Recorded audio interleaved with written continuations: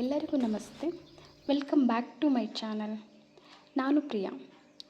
ಇವತ್ತು ಮನೆಯಲ್ಲೇ ಬಿಸಿಬೇಳೆಬಾತ್ ಪೌಡರನ್ನು ನಾವೇ ಹೇಗೆ ಪ್ರಿಪೇರ್ ಮಾಡ್ಕೊಳ್ಳೋದು, ಅದನ್ನು ಉಪಯೋಗಿಸಿ ಯಾವ ರೀತಿ ಬಿಸಿಬೇಳೆಬಾತ್ ಮಾಡೋದು, ಅದ್ರ ಜೊತೆ ಖಾರ ಬೂಂದಿನೂ ಕೂಡ ಮನೆಯಲ್ಲೇ ಹೇಗೆ ಮಾಡೋದು ನೋಡೋಣ ಯಾವ ರೀತಿ ಮಾಡೋದು ಅಂತ.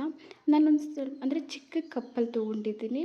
ಯಾಕಂದರೆ ನಾನು ಮಾಡ್ತಿರೋದು ಜಸ್ಟ್ ಇಬ್ಬರಿಗಾಗೋವಷ್ಟು ಮಾತ್ರ. ಅದಕ್ಕೋಸ್ಕರ 2 ಕಪ್ ಅಕ್ಕಿ, 1 ಕಪ್ ಬೇಳೆನ ತೊಗೊಂಡಿದ್ದೀನಿ. ಸೊ ನೀವು ಬೇಕಾದರೆ 2 ಕಪ್ ಅಕ್ಕಿ, 2 ಕಪ್ ಬೇಳೆನೂ ತೊಗೋಬೋದು. ಅಂದರೆ ಈಕ್ವಲ್ ಕ್ವಾಂಟಿಟಿಲಿ ಕೂಡ ತೊಗೋಬೋದು. ಇದನ್ನು ನಾವು 2ರಿಂದ 3 ಸಾರಿ ಚೆನ್ನಾಗಿ ವಾಶ್ ಮಾಡಿದ ನಂತರ ನಾರ್ಮಲ್ಲಾಗಿ ರೈಸ್ ಮಾಡೋಕೆ ಇಡ್ತೀವಲ್ಲ, ಅದಕ್ಕಿಂತ ಸ್ವಲ್ಪ ಜಾಸ್ತಿನೇ ನೀರು ಹಾಕಿಡಬೇಕಾಗುತ್ತೆ. ಯಾಕಂದರೆ ಇದು ಸ್ವಲ್ಪ ತೆಳುವಾಗಿರಬೇಕಾಗಿರೋದ್ರಿಂದ ಸ್ವಲ್ಪ ನೀರನ್ನು ಜಾಸ್ತಿನೇ ಹಾಕಿಟ್ಕೊಳ್ಳಿ. ಇಲ್ಲಿ ನಾನು ಕ್ಯಾರೆಟ್, ಬೀನ್ಸ್ ಮತ್ತು ಆಲೂಗಡ್ಡೆ ತೊಗೊಂಡಿದ್ದೀನಿ. ನೀವು ಎಷ್ಟು ರೀತಿ ತರಕಾರಿನಾದರೂ ಕೂಡ ಇಲ್ಲಿ ಹಾಕೋಬೋದು. ಆದರೆ ನಾನಿಲ್ಲಿ ಸ್ವಲ್ಪ ಪ್ರಮಾಣದಲ್ಲಿ ಮಾತ್ರ ತರಕಾರಿನ ತೊಗೊಂಡಿದ್ದೀನಿ. ಗೆಡ್ಡೆಕೋಸು, ಬಟಾಣಿ ಯಾವುದು ಬೇಕಾದರೂ ಕೂಡ ನೀವು ಇಲ್ಲಿ ತೊಗೋಬೋದು. ಇದೆಲ್ಲ ಚಿಕ್ಕದಾಗಿ ಕಟ್ ಮಾಡ್ಕೊಂಡ ನಂತರ ಇದನ್ನೆಲ್ಲ ತೊಳೆದಿಟ್ಕೊಂಡಿರೋಂಥ ಅಕ್ಕಿ ಮತ್ತು ಬೇಳೆ ಇರುತ್ತಲ್ಲ, ಅದಕ್ಕೆ ಹಾಕಿ ಹಾಗೆ ರುಚಿಗೆ ತಕ್ಕಷ್ಟು ಉಪ್ಪನ್ನು ಹಾಕಿ ಒಂದು 3ರಿಂದ 4 ವಿಸಿಲ್ ಇದನ್ನ ಕೂಗಿಸ್ಕೋಬೇಕಾಗುತ್ತೆ. ಕುಕ್ಕರ್ ಲಿಡ್ಡನ್ನು ಕ್ಲೋಸ್ ಮಾಡಿಕೊಂಡು ಒಂದು ಕಡೆ ನಾವಿಲ್ಲಿ ರೈಸಿಗೆ ಇಟ್ಕೊಳ್ಳೋಣ, ಹಾಗೆ ಇನ್ನೊಂದು ಕಡೆ ಬಿಸಿಬೇಳೆಬಾತ್ ಪೌಡರ್ನ ಮಾಡ್ಕೊಳ್ಳೋಣ. ಮೊದಲನೇದಾಗಿ ಒಂದು ಕಡಾಯಿಗೆ ಅರ್ಧ ಸ್ಪೂನ್ ಆಗೋಷ್ಟು ಎಣ್ಣೆನ ಹಾಕ್ಕೊಂಡಿದ್ದೀನಿ. 1 ಸ್ಪೂನ್ ಉದ್ದಿನಬೇಳೆ, ಅದೇ ರೀತಿ 1 ಸ್ಪೂನ್ ಕಡಲೆಬೇಳೆನ ತೊಗೊಂಡಿದ್ದೀನಿ. ಬೇಕಿದ್ದರೆ 1.5 ಸ್ಪೂನ್ ಕಡಲೆಬೇಳೆ ಬೇಕಾದರೂ ತೊಗೋಬೋದು. ಅಂದರೆ ಕಡಲೆಬೇಳೆ ನಾವು ಜಾಸ್ತಿ ಹಾಕೋದ್ರಿಂದ ಬೇಳೆಬಾತ್ ಕನ್ಸಿಸ್ಟೆನ್ಸಿ ಚೆನ್ನಾಗಿರುತ್ತೆ. ಅದಾದ ನಂತರ 1.5 ಸ್ಪೂನ್ ಆಗುವಷ್ಟು ಧನಿಯಾನ ಹಾಕಿದ್ದೀನಿ. ಅದನ್ನು ಸ್ವಲ್ಪ ಲೈಟಾಗಿ ಮಿಕ್ಸ್ ಮಾಡ್ಕೊಂಡ ನಂತರ ನೀವು ಫ್ಲೇಮನ್ನು ಲೋ ಫ್ಲೇಮಲ್ಲಿ ಇಟ್ಕೊಂಡೇ ಇದನ್ನೆಲ್ಲ ಹುರ್ಕೋಬೇಕಾಗತ್ತೆ. ಸ್ವಲ್ಪ ಮೆಂತ್ಯ, ಅರ್ಧ ಸ್ಪೂನ್ ಜೀರಿಗೆನ ಹಾಕಿದ್ದೀನಿ.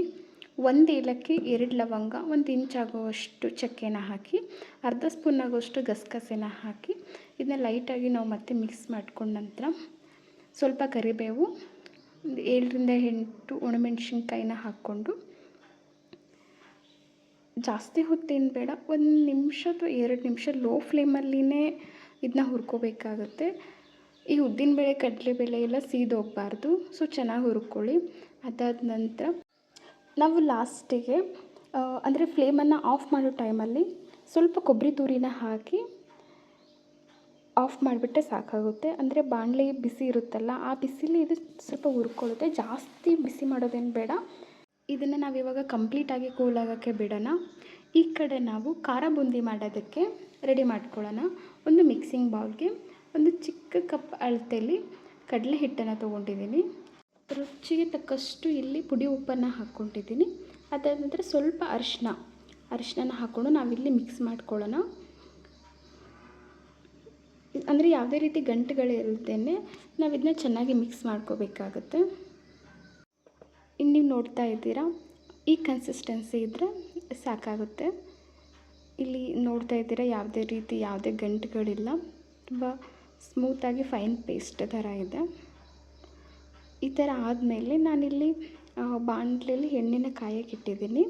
ಖಾರ ಬೂಂದಿಗೆ ಬೇಕಾಗಿರುವಂತಹ ಸ್ವಲ್ಪ ಶೇಂಗಾ, ಕರಿಬೇವು ಹಾಗೆ ಬೆಳ್ಳುಳ್ಳಿನೂ ಕೂಡ ಇವಾಗ ನಾನು ಒಂದು ಕಡೆ ರೆಡಿ ಮಾಡಿ ಇಟ್ಕೊಂಡಿದ್ದೀನಿ. ಇವಾಗ ಎಣ್ಣೆ ಕೂಡ ಚೆನ್ನಾಗಿ ಕಾದಿತ್ತು. ಇವಾಗ ಬೂಂದಿ ಕೂಡ ನಾವು ಇಲ್ಲಿ ರೆಡಿ ಮಾಡ್ಕೊಂಡಿದ್ದೀವಿ. 1 ಟೈಮ್ ಬಿಟ್ಟ ನಂತರ ಇನ್ನೊಂದು ಟೈಮ್ ನಾವು ಖಾರ ಬೂಂದಿ ಬಿಡಬೇಕಾದ್ರೆ ಅದನ್ನು ನೀವು ಚೆನ್ನಾಗಿ ತೊಳ್ಕೊಳ್ಳಿ. ಇಲ್ಲ ಅಂದರೆ ಈ ಬಾಲ ಥರ ಎಲ್ಲ ಬಂದುಬಿಡುತ್ತೆ. ನಾವು ಆವಾಗಲೇ ರೆಡಿ ಮಾಡಿ ಇಟ್ಕೊಂಡಿದ್ದಂತಹ ಶೇಂಗಾ, ಅದೇ ರೀತಿ ಕರಿಬೇವು, ಬೆಳ್ಳುಳ್ಳಿ ಇವು 3 ಹಾಕಿ ಕೂಡ ನಾವಿಲ್ಲಿ ಲೈಟಾಗಿ ಫ್ರೈ ಮಾಡ್ಕೊಳ್ಳೋಣ. ಸೊ ಇವಾಗ ಖಾರ ಬೂಂದಿ ಕೂಡ ರೆಡಿ ಆಯಿತು. ಇವಾಗ ನೀವು ನೋಡ್ತಾ ಇದ್ದೀರಾ, ಸಖತ್ ಕ್ರಿಸ್ಪಿಯಾಗಿರೋಂತಹ ಖಾರ ಬೂಂದಿ ರೆಡಿ ಆದವು. ಇದಾದ ನಂತರ ನಾವು ಆವಾಗಲೇ ಹುರಿದಿಟ್ಕೊಂಡಿರೋಂಥ ಎಲ್ಲ ಮಸಾಲೆ ಕೂಡ ಕೂಲಾಗಿತ್ತು. ಸೊ ಅದನ್ನು ಕೂಡ ನಾವಿಲ್ಲಿ ಫೈನ್ ಪೇಸ್ಟ್ ಮಾಡ್ಕೊಂಡ ನಂತರ ನಾನಿಲ್ಲಿ ಒಂದು ಬೌಲ್ಗೆ ಟ್ರಾನ್ಸ್ಫರ್ ಮಾಡ್ಕೊಂಡಿದ್ದೀನಿ. ಈ ಕಡೆ ಅಕ್ಕಿ, ಬೇಳೆ, ತರಕಾರಿ ಹಾಕಿಟ್ಟಿದ್ವಲ್ಲ, ಅದು ಕೂಡ ರೆಡಿಯಾಗಿತ್ತು. ಅದನ್ನು ನಾವು ಇನ್ನೊಂದು ಸಾರಿ ಸ್ಪೂನಿನ ಸಹಾಯದಿಂದ ತರಕಾರಿ, ಬೇಳೆ ಅದನ್ನೆಲ್ಲ ಸರ ಮ್ಯಾಶ್ ಮಾಡಿಕೊಂಡು ಇವಾಗ ನಾವು ಒಗ್ಗರಣೆಗೆ ಹಾಕೋಣ. ಒಂದು ಪಾತ್ರೆಗೆ ಸ್ವಲ್ಪ ದೊಡ್ಡ ಪಾತ್ರೆನೇ ತೊಗೊಳ್ಳಿ. ಅದಕ್ಕೆ ಸ್ವಲ್ಪ ಎಣ್ಣೆ ಹಾಕಿ ಸಾಸಿವೆನ ಹಾಕಿದ್ದೀನಿ. ಅದಾದ ನಂತರ ಸ್ವಲ್ಪ ಕಡಲೆ ಬೀಜ ಹಾಕಿ, ಸ್ವಲ್ಪ ಈರುಳ್ಳಿನ ಹಾಕಿ, ಕರಿಬೇವು, ಇಂಗನ್ನು ಹಾಕಿ ಒಂದು ಟೈಮ್ ನಾವು ಇದನ್ನ ಮಿಕ್ಸ್ ಮಾಡ್ಕೊಳ್ಳೋಣ. ಟೊಮೊಟೊ ಕೂಡ ಹಾಕ್ತಾಯಿದ್ದೀನಿ. 1 ಟೊಮೊಟೊ ತೊಗೊಂಡಿದ್ದೀನಿ ಚಿಕ್ಕ ಸೈಜ್ದು. ಸ್ವಲ್ಪ ಅರಿಶಿನ, ಹಾಗೆ ನಾನಿಲ್ಲಿ ಹುಣಸೆ ರಸನ ತೊಗೊಂಡಿದ್ದೀನಿ. ಇದು ಸ್ವಲ್ಪ ಲೈಟಾಗಿ ಕುದಿ ಬರ್ತಿದ್ದ ಹಾಗೆ ನಾವು ಆವಾಗಲೇ ರುಬ್ಬಿಟ್ಕೊಂಡಿರುವಂಥ ಪೌಡರ್ ಇರುತ್ತಲ್ಲ, ಆ ಪೌಡರ್ನ ಇಲ್ಲಿ ನಾನು ಮುಕ್ಕಾಲು ಭಾಗದಷ್ಟು ಹಾಕಿದ್ದೀನಿ. ಕಾಲು ಭಾಗದಷ್ಟು ನಾನು ರಸಮ್ ಮಾಡಿಕೊಂಡಾಗ ಅದನ್ನು ಯೂಸ್ ಮಾಡ್ಕೋತೀನಿ. ಇವಾಗ 1.5 ಕಪ್ ಆಗುವಷ್ಟು ನಾನಿಲ್ಲಿ ನೀರನ್ನು ತೊಗೊಂಡಿದ್ದೀನಿ. ಇವಾಗ ಇದು ಕುದಿ ಬರೋಕ್ಕೆ ಸ್ಟಾರ್ಟ್ ಆದ ನಂತರ ಕುಕ್ಕರಲ್ಲಿ ಮೊದಲೇ ಮ್ಯಾಶ್ ಮಾಡಿ ಇಟ್ಕೊಂಡಿರೋಂತಹ ರೈಸನ್ನು ಈ ಥರ ಸ್ಪೂನಲ್ಲಿ ತೆಗೆದು ನಾವು ಸ್ವಲ್ಪ ಸ್ವಲ್ಪನೇ ಹಾಕ್ಕೋಬೇಕು. ಕುಕ್ಕರಿಂದ ಡೈರೆಕ್ಟಾಗಿ ಇದಕ್ಕೆ ಹಾಕಿದರೆ ನೀರು ಕುದಿಯೋ ನೀರು ಸಿಡಿಯೋ ಚಾನ್ಸಸ್ ಇರುತ್ತೆ. ಅದಕ್ಕೆ ನೀವು ಸ್ವಲ್ಪ ಸ್ವಲ್ಪ ಪ್ರಮಾಣದಲ್ಲೇ ತೆಗೆದು ಈ ಥರ ಹಾಕಿ. ಇವಾಗ ನಾನು ಲಾಸ್ಟಿಗೆ ಅಂದರೆ ಕೊನೆಯದಾಗಿ ಕೊಬ್ಬರಿ ಹಾಗೆ ಚಿಕ್ಕದಾಗಿ ಕಟ್ ಮಾಡ್ಕೊಂಡಿರೋಂತಹ ಕೊತ್ತಂಬರಿನ ಹಾಕಿ ಇದನ್ನು ಚೆನ್ನಾಗಿ ಇನ್ನೊಂದು ಸಾರಿ ಕೈ ಆಡಿಸ್ಕೋತಾ ಇದ್ದೀನಿ. ಲಾಸ್ಟಿಗೆ 2 ಸ್ಪೂನ್ ತುಪ್ಪದಲ್ಲಿ ಸ್ವಲ್ಪ ಗೋಡಂಬಿನ ಇಲ್ಲಿ ಹುರ್ಕೊಂಡು ಹಾಕ್ತಾಯಿದ್ದೀನಿ. ಈ ರೀತಿ ಹಾಕೋದ್ರಿಂದ ಗೋಡಂಬಿ ಕ್ರಂಚಿನೆಸ್ ಹಾಗೆ ಇರುತ್ತೆ. ಆಮೇಲೆ ಬಿಸಿಬೇಳೆಬಾತ್ ಕೂಡ ಸಖತ್ ಟೇಸ್ಟಿಯಾಗಿರುತ್ತೆ. ನೀವು ಕೂಡ ಮನೇಲಿ ಒಮ್ಮೆ ಟ್ರೈ ಮಾಡಿ, ಹಾಗೆ ನಂಗೆ ಹೇಗೆ ಬಂದಿತ್ತು ಅಂತ ಕಮೆಂಟ್ ಮಾಡಿ. ನಿಜವಾಗ್ಲೂ ಹೊರಗಡೆಯಿಂದ ಪೌಡರ್ ತಂದು ಮಾಡೋದಕ್ಕಿಂತ ನಾವೇನೇ ಈ ರೀತಿ ಮನೇಲಿ ಪೌಡರ್ ಮಾಡಿಕೊಂಡು ಮಾಡೋದು ಎಷ್ಟು ಚೆನ್ನಾಗಿರುತ್ತೆ ಗೊತ್ತಾ. ಸೊ ಈ ರೆಸಿಪಿ ನಿಮ್ಗೆ ಇಷ್ಟ ಆಯಿತು ಅಂತ ಅಂದ್ಕೊತೀನಿ. ಇಷ್ಟ ಆದರೆ ಪ್ಲೀಸ್ ಲೈಕ್ ಮಾಡಿ, ಹಾಗೆ ನಿಮ್ಮ ಫ್ರೆಂಡ್ಸ್ ಆ್ಯಂಡ್ ಫ್ಯಾಮಿಲಿಗೆಲ್ಲ ಶೇರ್ ಮಾಡಿ.